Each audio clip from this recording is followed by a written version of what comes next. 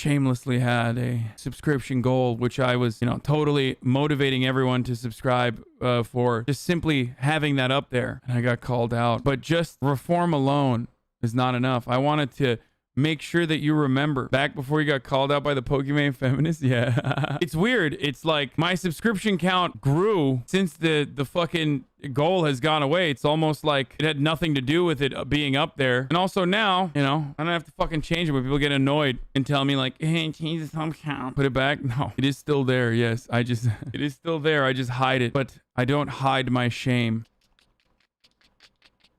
Why is the slash there? Is the sub count is still there, the other one, but I just don't want people to be motivated to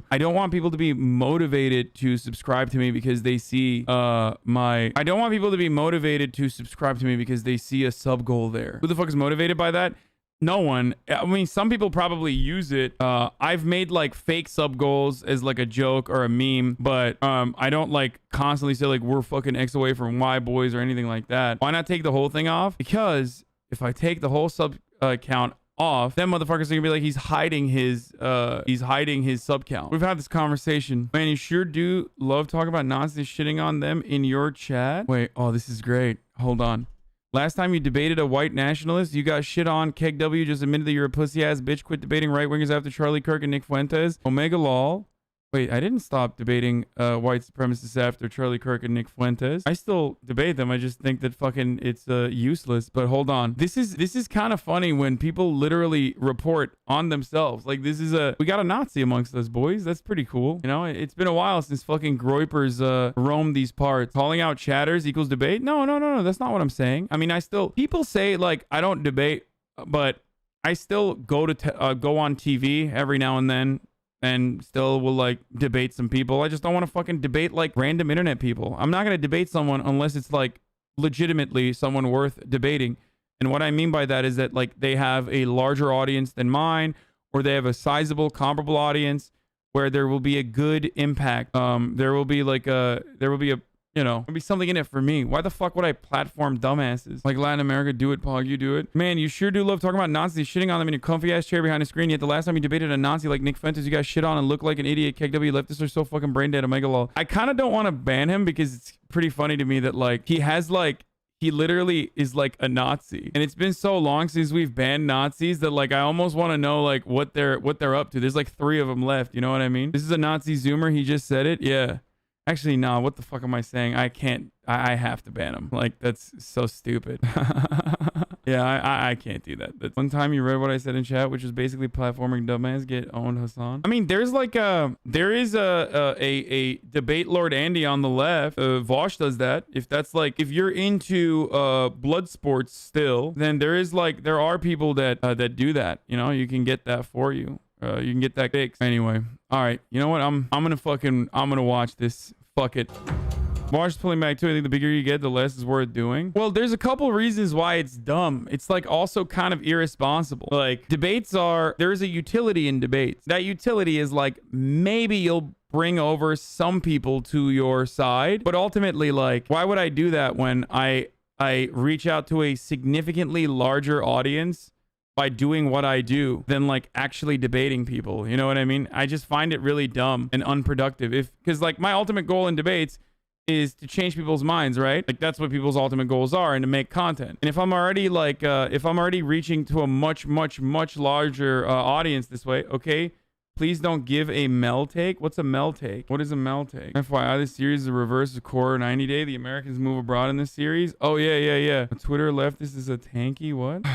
So the thing is, I'll say this before we move on to 90 Day. I'll say this before we move on to fucking 90 Day or React, but debates are for people who fancy themselves to be intellectual big brains, okay? It's pseudo-intellectual wrestling, which is a position that I've had consistently, but they can have utility, right? They can have utility. The utility being that you can maybe change some people in the 20% in the middle's minds, or like slowly but surely introduce them to different ideas. But if I can already introduce them to my point of view by just creating a much more diverse kind of content that like slowly get them to come in, maybe because they hate me and they're hate watchers, or because like he's a fake leftist. I don't know what that is, dude. Okay, well, you're a fucking weirdo. Like, I think you underrate yourself in debates. No, I'm not very good at them, but I don't really need to be. As well as introducing the proper argumentation strategies is super valuable.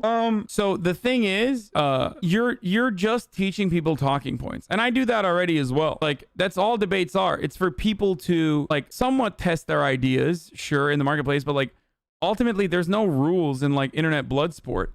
So whoever can dance around rhetorically wins.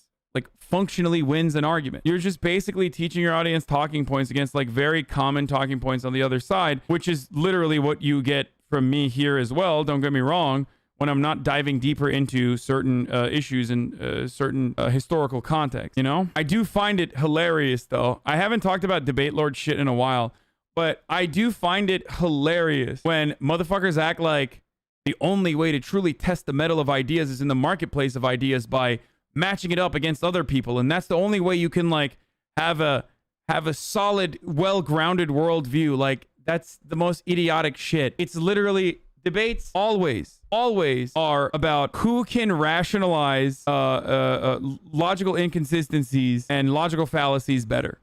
That's literally what all debates are. Okay, and the more blind loyalty your audience demonstrates to you, no matter what size it is, it can be a tiny fucking audience or a massive one, the more they will literally look to you and your talking points, no matter how irrational they are, with legitimacy. That's all that it is. So a lot of times I find it's unproductive. It's completely unproductive. Debates are about hardening your position against other points of view. Yes, but everyone takes advantage of rhetorical tricks. So it's not like, you know, debates are nowhere near as good as conversations where you can make a few concessions. Internet nerds think winning a debate means you are some intellectual god when you're still just some dude on the internet changing nothing real. Well, it's not even just that. Like I said, it's just, it also creates a very, very shitty culture. And I fucking hate that. Like, I hate the culture that it brings. It's so goddamn toxic. It's so fucking toxic, dude. Like, I would lose my mind. Like, one of the happiest things was when I shed that fucking part of this audience.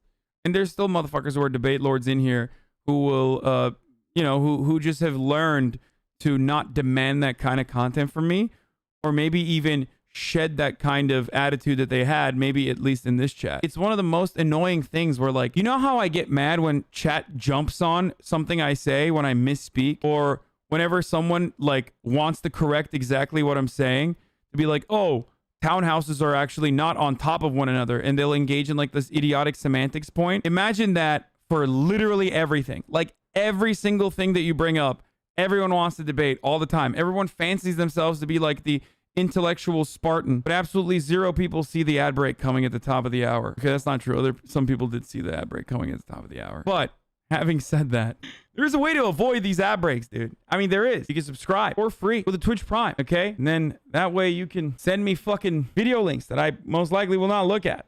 Now, that's a thing you can do. There are things you can do with a Twitch Prime, or for a $5 subscription, or like $1 if you're in Turkey, or 10 cents or whatever the fuck. Anyway, here's the ad break now. We're going to watch this new couple, Yazan and Brittany, moving to Middle East to be a girl rapper. I'm posting this. Actually, new couple. We'll get back to the other one, but we were watching yesterday, because I haven't seen this one yet. Twitch.tv/HasanAbi. Anyway, it's always really funny whenever people say that like I'm so bad at debating, like I'm a fucking idiot or something, when it's like things that I say already. Like, I'm the one who says I'm a fucking idiot and I suck at debating, and then motherfuckers would be like, I'm owning you because you're an idiot and you suck at debating. It's like, no, I agree. Still though, it seems to me like this is an ever expanding community, and you can say that this is an echo chamber, but it's an echo chamber that keeps growing. So obviously not every single person that comes in here, is going to have the same opinions. This is most definitely an echo chamber. I mean, this was an echo chamber when there were 2,000 people. People said it was an echo chamber at 5,000 people. People said it was an echo chamber at 10,000 people. People said it was an echo chamber at 15,000 people. People said this was an echo chamber at 32,000 people. People will probably say this is an echo chamber if I even reach the levels of 100,000 people. The point is, even if it's an echo chamber now, it once wasn't. Most places, like, new people are very clearly coming in. You don't get banned for being a little wrong. You are fueling anti-Semitism. Yeah. Sure. We do ban anyone who's right adjacent. Most of those guys tend to shut up. How is this an echo chamber? You spend the entire stream arguing with conservatives and liberals. Can't be an echo chamber when you change positions on every topic. What do you mean? So it's not an echo chamber, but Hasan admits he's only going to Texas for sex. What the fuck? Yes. I'm putting setups in all the rooms. Everyone will have a stream. I'm gonna fuck soda popping. He's going to get away with it. That's funny, dude. Ay, ay, ay. Okay, I knew that was gonna say. Can't expense trips for the purposes of sex? What if sex is my work, dude? For as bad as you are at debating, you're even worse at finding the play button on a video. I'm sitting here because I just posted that I'm doing a 90-day fiance new couple. The reason why I'm waiting is because I want to be courteous to motherfuckers who are, you know, doing their goddamn busy ass day, and all of a sudden they fucking see the tweet. They see a tweet from their favorite streamer, HasanAbi. Okay, and that tweet is about 90-day fiance. I want those motherfuckers to not lose out on this, to actually see this and appreciate it and share it with us. That's precisely why I do this. Okay, I forgot to run an ad, by the way. I just ran it, unless I ran it twice. Let's see. Let me quickly look. Yeah, no, I just ran it now. Okay, good. I forgot. I did the segue and then I didn't run the ad. Anyway, let's get started.